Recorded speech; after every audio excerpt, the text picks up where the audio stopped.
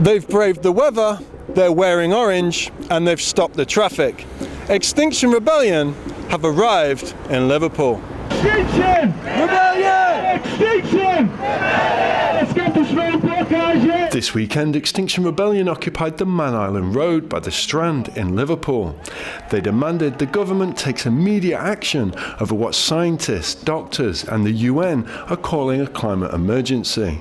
We asked them to explain what's going on and why people had blockaded the road. There's an awful lot of apathy about the environment and the climate crisis. The government don't really seem to be doing a lot about it, which means that it has to be taken into the hands of the people. Like, we have to do this because otherwise we won't continue to survive. Like, it is a crisis, it's an emergency, and it needs to be dealt with now. The government has a lot to answer for. I think they really, really need to step up and admit that this is a problem. I think the environment gets pushed aside a lot as we can deal with that another time, but it's like, no, the time that we need to deal with it is now. And if we don't deal with it now, then there will be nothing left to deal with. We need to act now, for humanity, for animals, for the world that we live in. There is no planet B, there's one planet, and this is it, and we need to take care of it.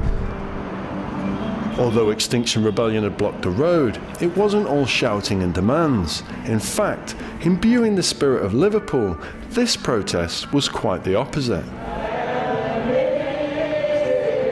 A native of the earth.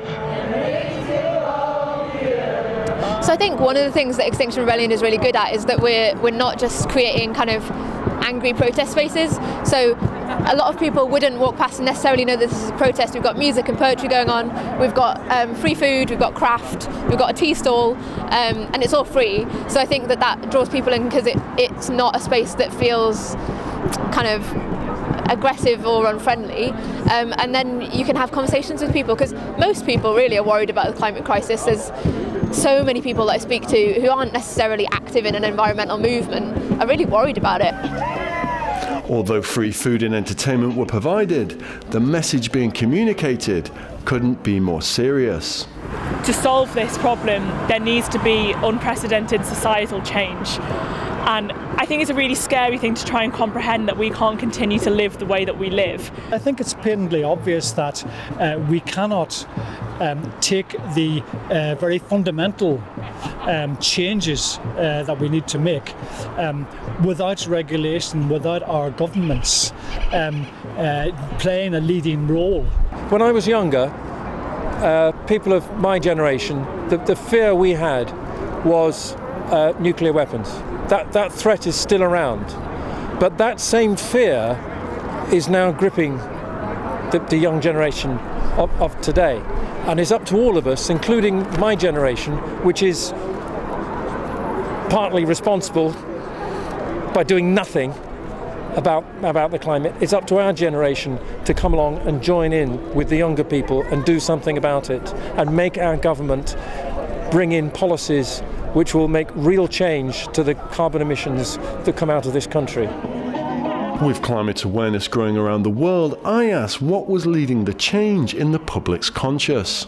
Something feels like it's really shifted the last couple of years, and I think partly that'll be, I don't know about anyone else, but it feels like the weather has been really weird the last few years, and I think people are finally kind of going, oh, this is real and it's happening now, and it's happening where I live, not just in some faraway place that I can't see. The world is changing, and it's changing rapidly.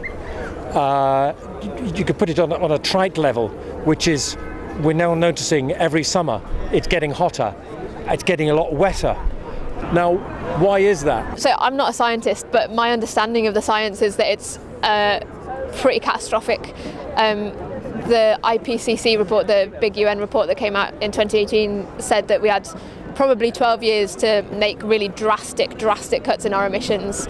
And if we don't manage to do that, then there's a serious possibility that it's quite likely that we wouldn't be able to stop runaway climate change. Even if in 20 years we got our emissions down to zero, actually so many of those tipping points would have been reached that too much ice would have been lost in the Arctic, too many weather systems would have been changing, too many glaciers lost.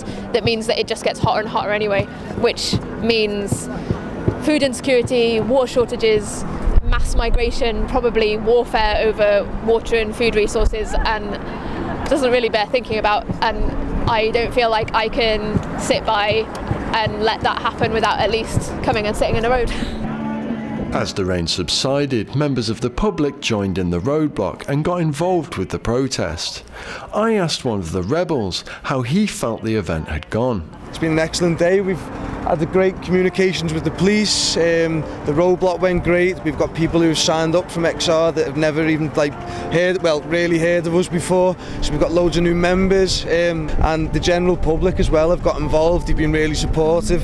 We've had no negative comments from the general public. It's all been great, positive stuff. So it's been really good.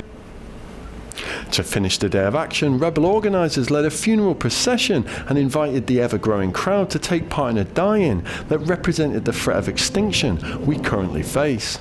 We are protesting to persuade the government to take emergency action on the climate and ecological crisis. We will experience an unprecedented level of disruption within our lifetimes. We face floods, wildlife fires, extreme weather, crop failures, mass migration, and the breakdown of society. The time for denial is over. It is time to act.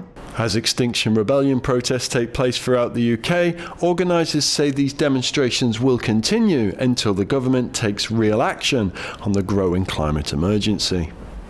This is Merlin Norbury in Liverpool for The Real News.